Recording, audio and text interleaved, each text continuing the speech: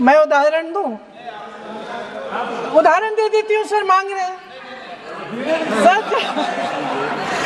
Sir Vande Mataram के बारे में, वंदे मातरम की जो सालगिरह पे आपने एक बड़ा कार्यक्रम आयोजित किया था, उसमें प्रधानमंत्री जी ने भाषण दिया।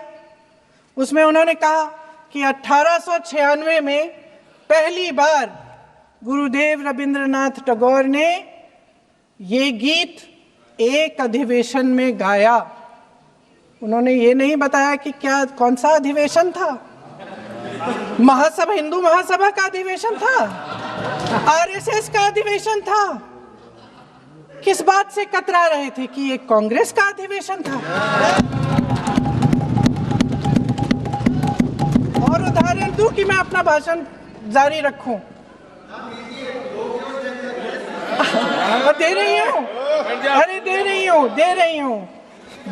जो वंदे मातरम की जो क्रोनोलॉजी है वो भी आप समझिए, जो असली क्रोनोलॉजी है।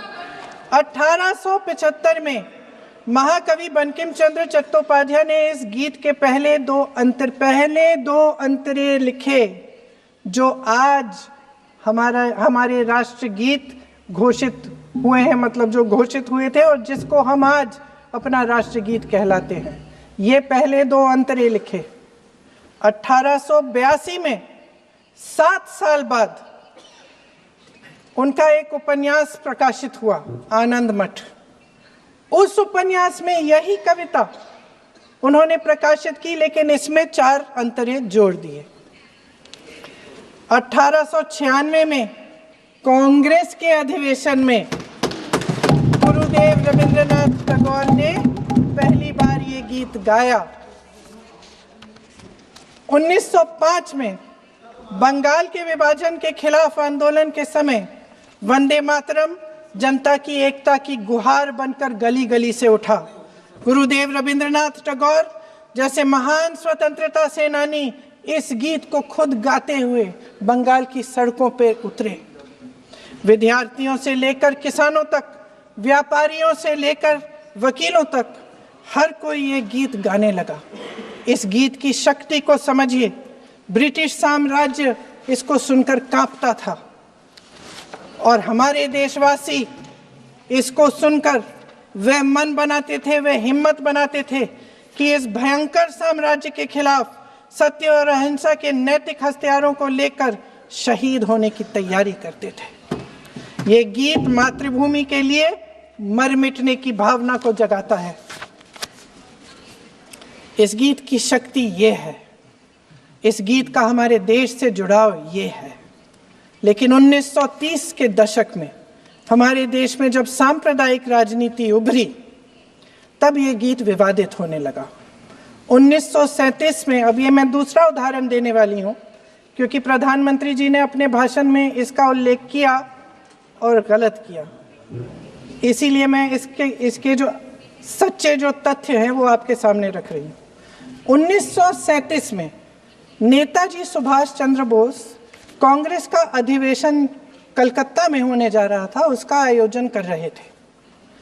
तो जो मोदी जी ने पत्र सुनाया सदन में 20 अक्टूबर का और कहा कि जवाहरलाल नेहरू जी ने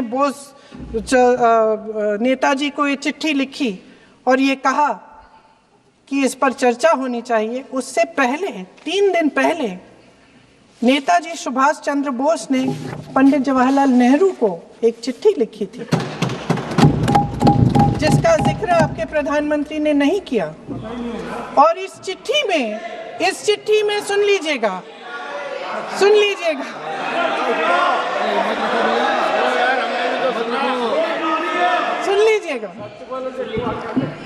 आप नेताजी के लफ्ज नहीं सुनना चाहते? बंगाल का चुनाव आ रहा है।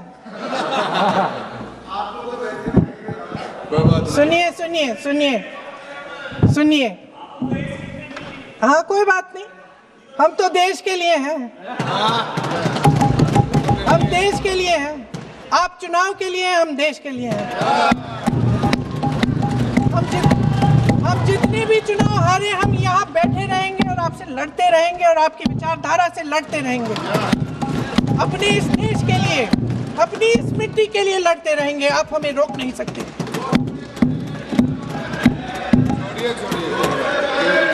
सुन लीजिए सुभाष चंद्र बोस जी ने क्या कहा, सुन लीजिए, सुन लीजिए। My dear Jawahar, reference Vande Mataram. We shall have a talk in Calcutta and also discuss the question in the working committee if you bring it up there. I have written to Dr. Tagore to discuss this matter with you when you visit Santi Niketan. Please do not forget to have a talk with him when you visit Santi Niketan. ये 17 अक्टूबर को लिखी जाती है। 10 अक्टूबर को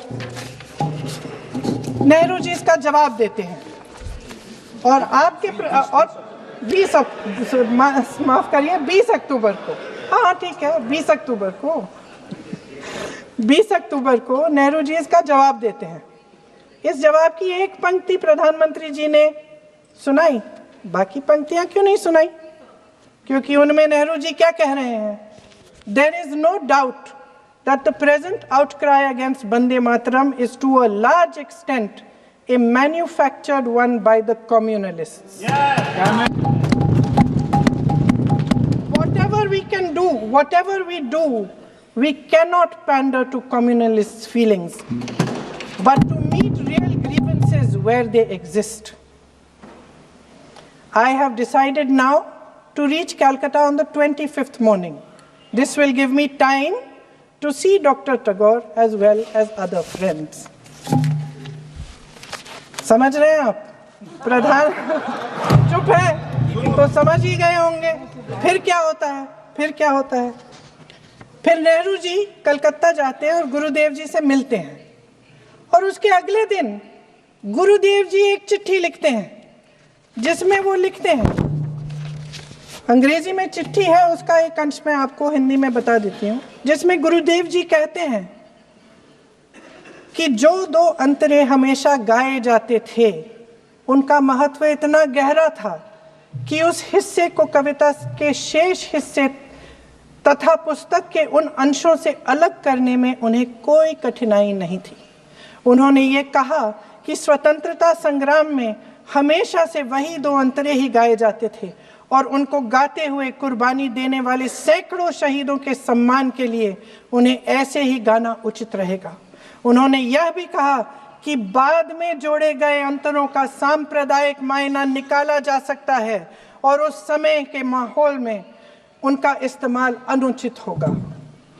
इसके बाद 28 अक्टूबर 1937 में कांग्रेस की कार्य समिति ने अपने प्रस्ताव में वंदे मातरम को राष्ट्रगीत घोषित किया।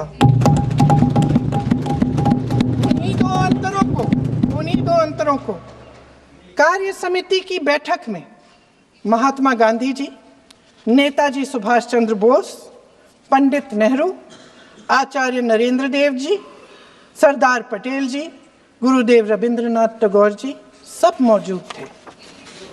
इस प्रस्ताव के ये सभी महापुरुष इस प्रस्ताव से सहमत थे। आगे क्या होता है ये भी सुना लूं।